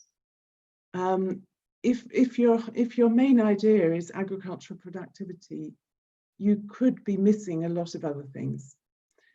And in the world of nutrition, we have similar problems. So, for example, looking at vitamin A deficiency, if that's your whole thing, is looking at vitamin A deficiency, then the solution will be supplementation, fortification, biofortification, whereas there's a whole range of indigenous foods that could be supplying not only vitamin A, but a range of other nutrients as well. So we can end up missing holistic solutions by focusing too much on particular outcomes. So what we want is to be thinking about a wider definition of a success, and listening to Himalaya, listening to Chris, listening to many of the speakers, you could hear some of these themes popping up. So looking at diversity as well as yields, thinking about what is the nutritional impact? Are we having sustainable diets? How is health improved? Ecosystem services, we talked about improving the soil, for example, and biodiversity, and then getting income for farmers, especially female farmers. So if we had our agricultural projects reporting on all these different angles, we might start to move towards more holistic integrated programs. And one of the other problems is that evaluations seem to have moved towards this idea of the gold standard being a kind of trial where you need a control group, and it's really based more on the pharmaceutical industry than anything else. And what this requires is simplified solutions. So it's very difficult to do multiple different interventions and then with a trial design. So it's pushing development towards more simplified solutions. And not only that, but those type of evaluations very costly and tend to be driven by the technicians and the funders rather than by the needs of the community. So I'm going to quickly show you one example of this, which not actually from Nepal, it's from Ethiopia, where I worked about 6 years ago. I worked as a consultant trying to improve this agriculture growth project in Ethiopia for nutrition. And this is a huge project with $365 million. And it's one of those where the main objective is to increase agricultural productivity and commercialization of small farmers with 5 different components. So this is a map of Ethiopia. It has some similarities to the Himalayas, very mountainous area. And the dark green shows the highest areas of productivity of wheat. And similarly, there's wheat, barley production, same sort of idea. Corn production, you get the picture of where the high production areas are. And interestingly, there's been an assumption through this program that because there's high agricultural production in these areas, that the nutrition situation will be okay. But what we find is that it isn't. So malnutrition across Ethiopia is not any better actually in these high productivity areas. So we've got to be really careful with this type of project that it doesn't miss off looking at a broader picture of development. Okay, so thinking back to some of the projects that we've been seeing today, so they have a great potential to show impact across a range of different sectors. And as we know, as permaculturists, the ethics of earth care, people care, fair shares means that any permaculture project by definition is working across the different sectors. But small projects still need guidance and resources to do good M&E. And you'll see there's this project cycle management diagram on the right. So bringing monitoring and evaluation into this project management cycle, bringing together stakeholders at the beginning of the project. So thinking about who are the different people who are influencing and are influenced by this project. So it might be local government, schools, etc. Defining our objectives, building up a theory of change, as HPC has done, and looking at the outcome across many different sectors. And then I think what we're going to need is a mix of participatory methods and the use of some established indicators. I don't think one size fits all for this, but it's about having dialogue with funders and having dialogue with people on the ground about what is meaningful in this particular project. And then building hopefully a network of some of these small scale projects. We want to get a larger sample size of evidence from these projects. And by working together, there's more chance of doing that. And then importantly, we want to learn from the M&E to improve the project. And also to encourage projects to really publish and disseminate and tell their story, as people have been doing today. It's very necessary. So the permaculture evaluation toolkit that I've been working on for about the last 6 months or so through the Schumacher Institute in Bristol is designed to address to address this problem of small projects and being able to do good quality monitoring and evaluation, and hopefully to be able to tell the story of what their achievements are. So the project's in its early days, so we're creating a toolkit to help projects to do their M&E.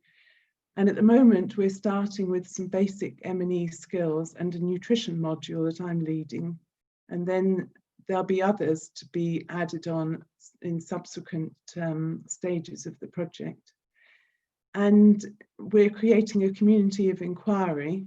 So this includes other permaculture projects, research scientists, sector experts, and funders and policymakers. So we're bringing in the views of these different groups to try and make this toolkit really useful for the various different purposes of evaluation that I mentioned at the beginning. So just to give you a couple of examples, as a way to present data across the different sectors, this is a spider diagram, and listening to the various speakers about permaculture, you could see that what we're proposing here is to develop a sort of scale from 0 to 10 for each of these different sectors. And then at the beginning of the project, you can plot on, perhaps where that orange line is, where you're at the beginning, and then monitor in subsequent years. It's just a simple tool to make sure that you're covering the different sectors. So a project isn't successful using this system unless it's touching all those different bases. And I would argue as well that I haven't called it resilience, but if we can touch on these different sectors, then I think, and you could argue with me about it, that we're building resilience in communities.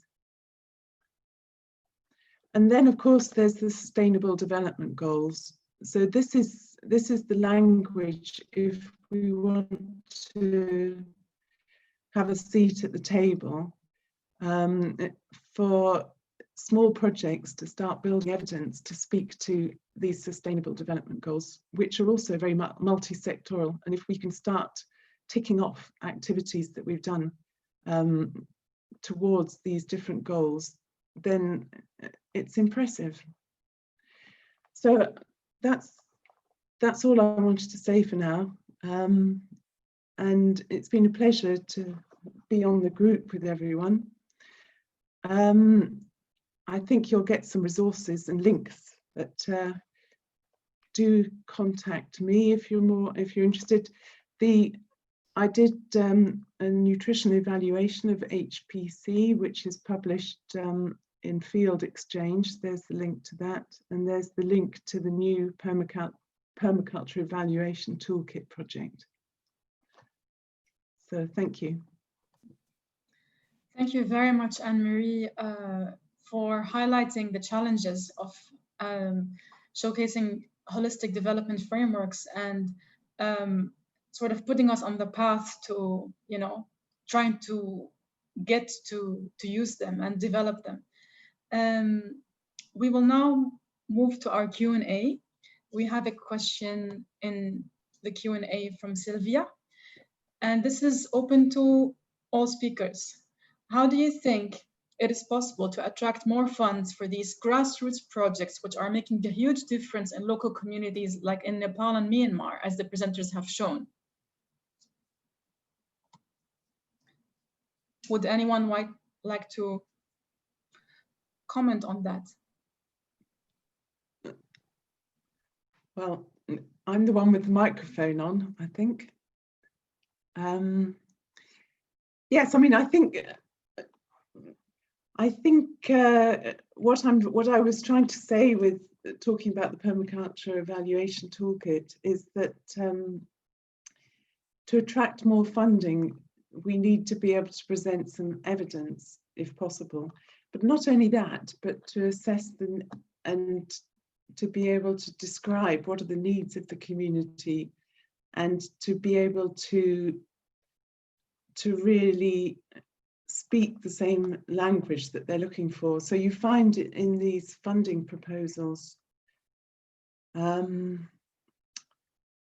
they can be quite wordy and confusing, but to try and cut through that and realize that what you're doing is part of what they're looking for, even if you haven't described it that way initially in your proposal. But I think from my experience, the other advice I would give is that you want to go for funders who are sympathetic to what you're doing. If it's a funder who's very much looking for one solution in one context, then you might save your time and not apply to them.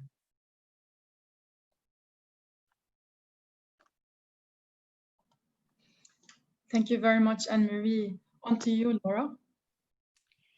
Yes, I mean, I'm not sure how we're going to debate. There are so many massive issues that have been raised, and it's a little bit hard for me to know who in the audience is and what interests you. So please send your questions, send your comments, don't be shy.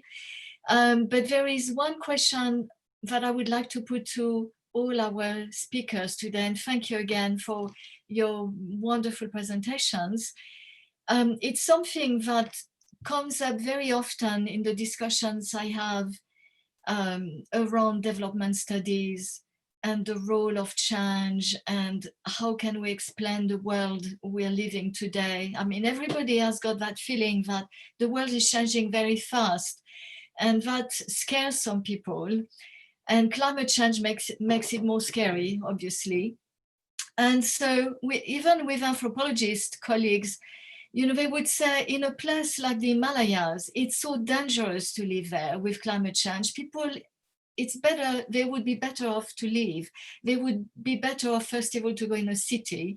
So there is so much culturally ingrained bias against living in rural areas. And there is so little imagination, in my view, as to how people who live in more rural areas and people who live in more urban areas relate to each other. Yeah, and I have had many conversations around that in my work in Latin America. So I would love to know whether you have come across this kind of questioning and how you're dealing with it. Yeah. Particularly around young people. I mean, I will tell you what people in Latin America tell me often. They say, yes, of course, young people have got to go to cities. Sometimes it's more fun, there is more light, there is more life, but it doesn't mean they want to stay there. And, you know, it seems to me that in Latin America, there is a lot of back and forth between more urban areas and more rural areas. There is that possibility. And also there are lots of quite small size cities. So when development experts come with that idea that mega cities, you know, are the future of the world, and if we want to really solve the challenges of climate, we have to do it in cities. People don't really understand that. So I would love to know what you have to say about these things, whether these things have been a problem as well in the Himalayas.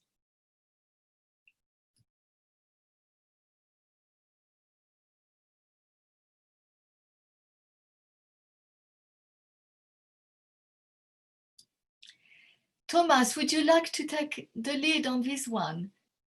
Because you're not very far from me, Gina, aren't you?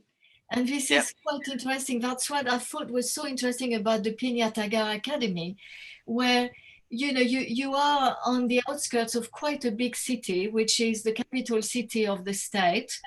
So how do your students, you know, and maybe if the Pinyatagar students are still around, they might want to say something about that too.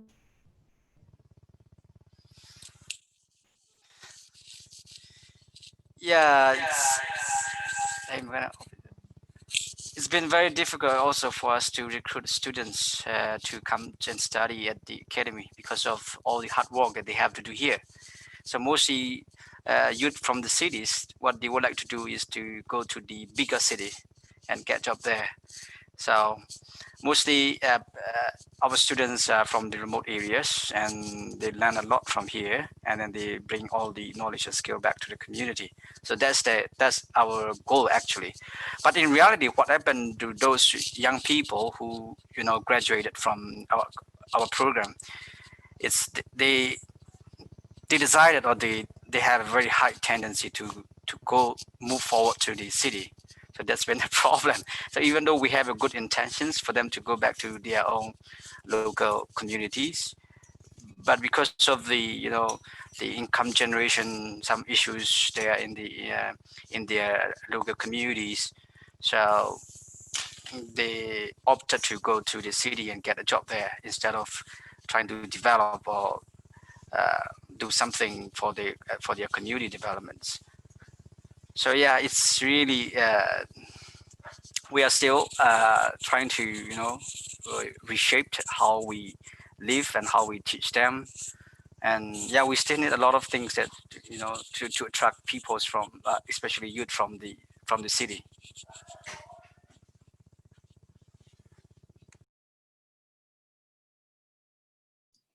Prabina, would you like to share your experience about this?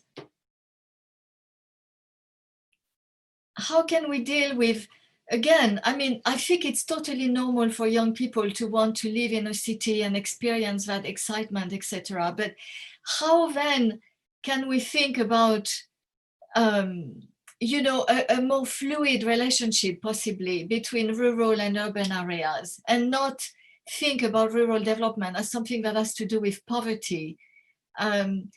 So could you share something, Prabina, with us about this?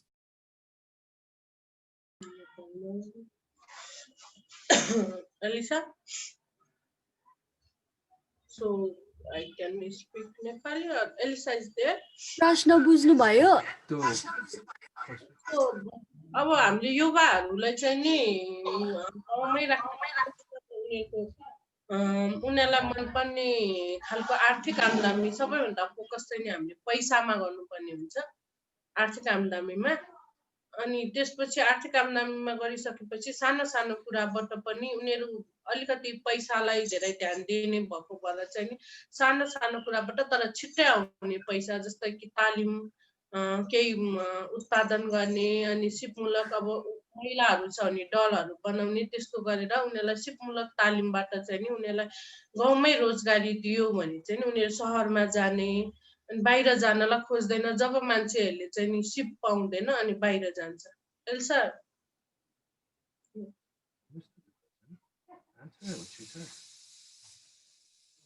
How to keep people in the village?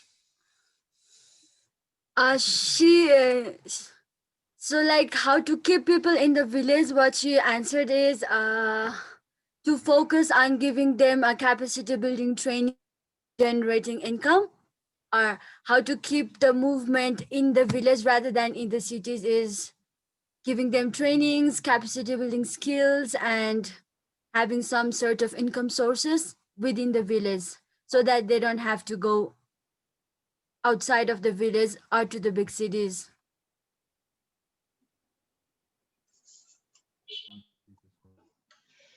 Thank you, Prabina.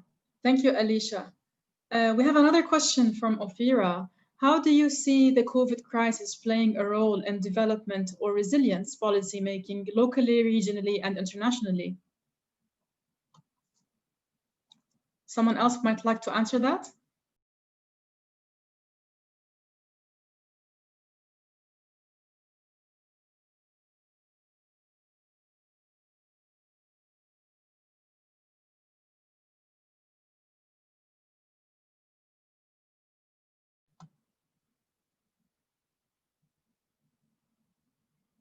Hello. Okay, since Zach, are you nobody saying something? You're on mute. Wants to say anything.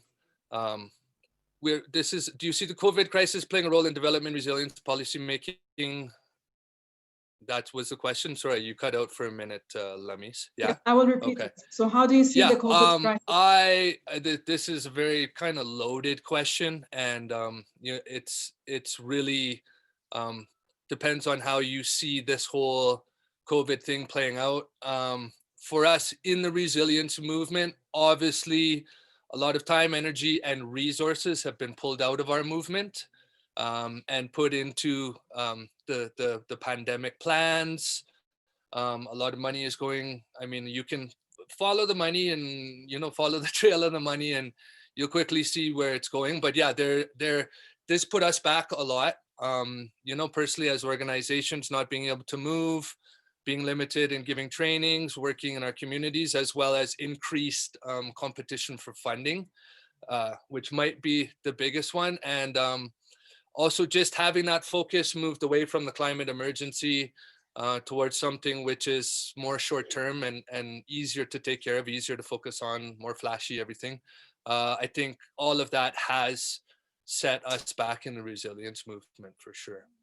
And which means we got to double up, just catch up now, right?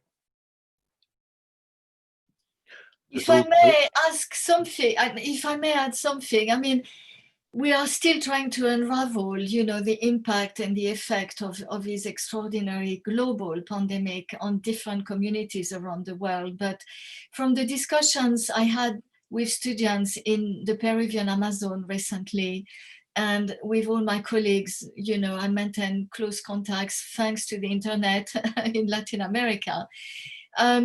It also, I think, showed people, you know, that climate change is a serious thing. It's very scary, and this is how it's going to affect people. You see, like the fires that Zach showed us in Canada, you know, there are certain regions of the world that are more hit by the impact of climate change in certain ways, catastrophic ways, hurricanes in the Caribbean, you know, wild forest fires in Australia.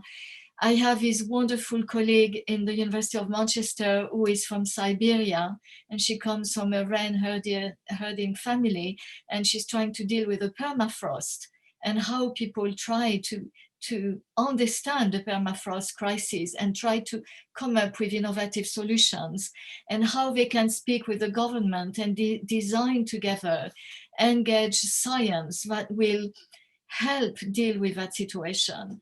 But the COVID is about the direct relationship between the way, you know, the environment has shrunk for other species than us, and the way this is hitting back to us. It has to do with food chains as well. So if you look at all the debates that, you know, all the disputes that are happening on who is responsible for having caused the COVID in the first place. The Chinese accusing the Argentinians of, you know, sending them contaminated shrimps or something, etc., and on and on and on, whether it is coming from a bat or not. It is obvious that people realize that they need more space, they need more environment as natural environment. They need clean air. You know, it's very, very clear that all the pollution that you showed in Kathmandu, but it's in all the big cities, all this terrible pollution has aggravated the impact. So I think it has made people more aware of all these things. In the Amazon, indigenous people have just gone back to their communities. They have fled from the cities. So you see, where there is this attraction to city life as well, when you have this pandemic, people realize, you know, the cities are good for certain things at certain times, but then having a backup, having a place, you know, a place of refuge in nature is absolutely vital. Even here in England, people have wanted more parks, have wanted more green spaces where they can meet safely with other people, and on and on and on. So I think we need to share a lot more human stories to really see the links between the COVID pandemic and climate change and development.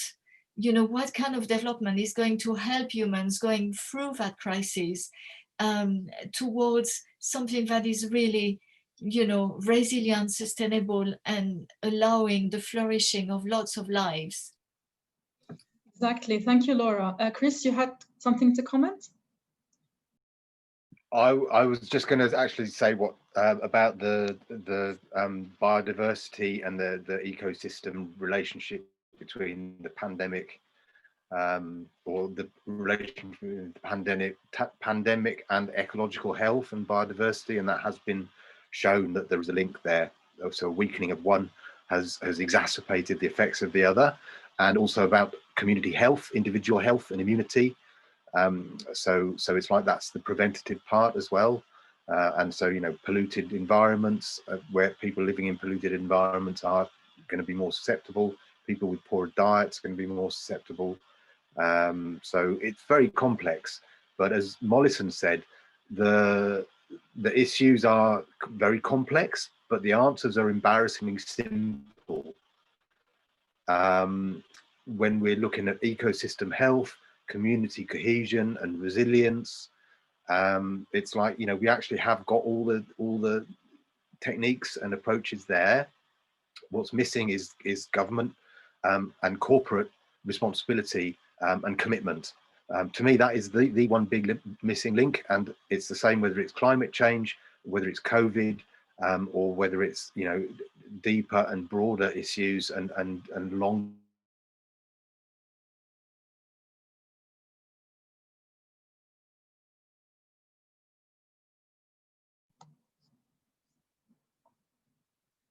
Chris seems to be having some technical difficulty. Let's just give him some time to come back.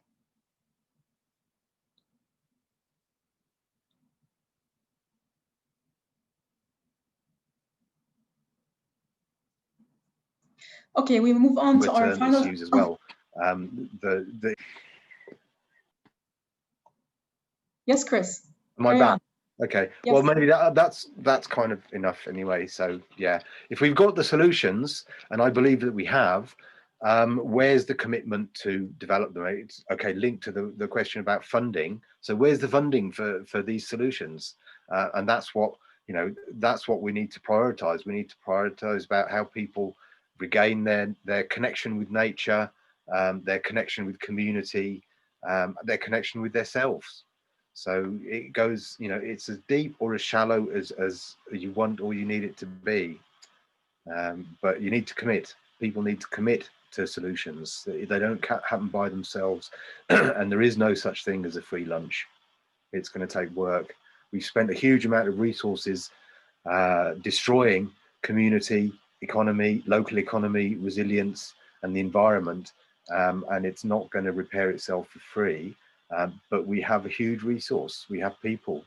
You know, that is a huge resource. Nature will do it by itself. We just need to get off her back and allow her to do that, and to have a cohesive response.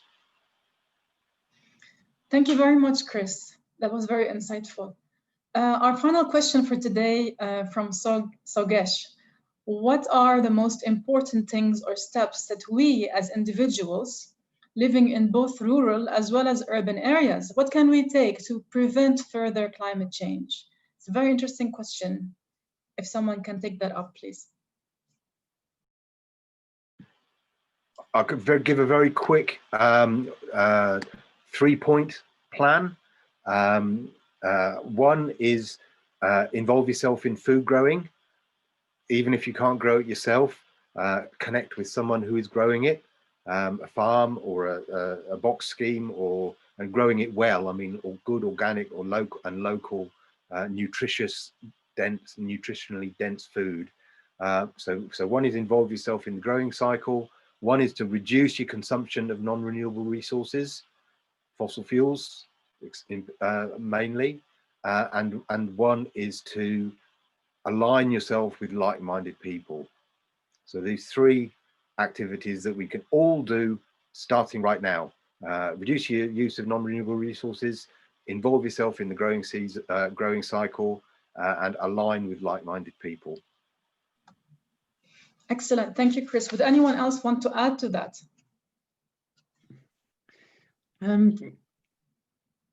Go on, Zach. Yeah, sorry. Okay, mine's quick. Yeah, I mean, so when we talk when we talk about in permaculture, I mean, we take nature as our classroom. Everything is there in nature to teach us how to move forward and be resilient and stuff. So I think fundamentally for your mental, psychological, and physical health, stay as close to nature as you can, you know, and you know, implement that first principle of permaculture, which is observe and interact. You need to be healthy, you need to be in the right place. You need to have organic food running through your body if you are going to really contribute, you know, to the solutions for these challenges we're facing. So, I mean, keep yourself close to nature. Thank you, Anne-Marie. Yes, no, I totally agree. I saw the film Kiss the Soil, or Kiss the Earth. What was it called? Anyway, Kiss the Ground. Kiss the Ground. I know you had to kiss something. The enormous potential there is for locking up carbon dioxide in the soil, and how much of it has been lost, and how much continues to be lost through bad agricultural practices. So I think the soil is going to be key to tackling climate change, to get that carbon back where it's supposed to be, in soil and in vegetation. Thank you, Anne-Marie. Thomas, would you like to add anything about what we can do as individuals for climate change to wrap it up? Yeah, mostly people like us in a developing country. So many of our peoples are living in the forest. Then the government education, everything is you know, kinds of encouraging people to get out of the forest from remote areas and to move forward to the cities. So that's a kinds of you know, governments and educated people are doing. So what we have to do right now is, in order for us to promote all the forests and all the values that we have in the mountains, forests, rivers, is we have to really develop the education system that can somehow help them value their own nature, their own identities in the place where they are living right now. So many of the mining projects, because as I mentioned in my speech, the government's also trying to, you know, lessen the poverty level in the country. So they are really getting people out of the forest from nature and put them in the kinds of, you know, the towns, a little bit developed place. And they might, they intend to make mega business projects, so that they will have more job opportunities for local people. That's what the governments are trying to do. So this is a really crucial situations in Myanmar, especially in the northern part. Even the Kagabora, the highest mountain we have, is now in danger. So we have to do a lot, especially the education of the people who are living in the remote areas. Thank you so much, Thomas, for your input. Well, everyone, we've come to the end of this talk. Thank you to all our speakers, the Pinatagar Academy students, Thomas, the Nepal Youth in Permaculture Group, Zach, Pravina, Homaya, Chris, and Anne-Marie. Thank you to our audience for attending these 2 hours with us. Thank you to Laura, and thank you to the wonderful woman behind the scenes, Lour Al-Gharabi. I would like to conclude by saying that this research was originally part of my master's dissertation at CENDEP, the Center for Development and Emergency Practice at Oxford Brookes University. And I would like to take a moment to thank Dr. Supriya Akerkar for supporting all the way. And thank you again to Dr. Laura Rival for giving me this opportunity to present it today with all our esteemed speakers at the University of Oxford. We will be sending you an email with details of how to contact and follow up with the speakers on social media to further continue the conversation. It does not end today. We hope that you join the University of Oxford's Climate Change and Challenges of Development series for another exciting webinar early next year. So please do subscribe to our mailing list to find out more. Once this webinar session is over, there will be a short survey which would pop up, and we would really appreciate your feedback. And one last thing, don't forget to email us the highlights of the talk. What was it for you, for a chance to win a giveaway by one of our speakers. And I personally wish you all a happy 2021 full of love, laughter, and happiness. And I will leave the floor for our goodbyes. Well, goodbye, everyone. It was absolutely beautiful to be able to create this conversation. And to all the students here in the United Kingdom, in Europe, who have been listening, thank you for being here. And I would like to encourage you to be more involved in this way, in really creating real conversations with people where they are, who are really facing all these challenges and have this amazing resilience, but also all the solutions they come up with.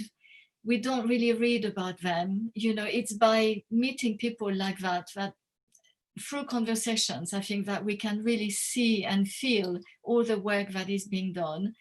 And I will spend the rest of the year and the next years, hopefully, helping, supporting, develop these kind of conversations. I think it's the best thing that we can do. As Thomas says, it's part of education. You know, there is no education without cultural encounters. And thank you everyone for being part of it today and to open that path.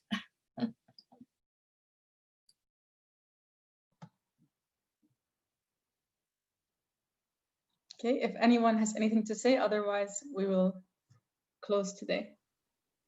Thank you everyone from outside, and just be like, you know, generate yourself, generate your thinking to love the natures, care the natures, operate your food systems, and destroy your bad habit. That's why God in yourself, and you will be a happy and really nice life.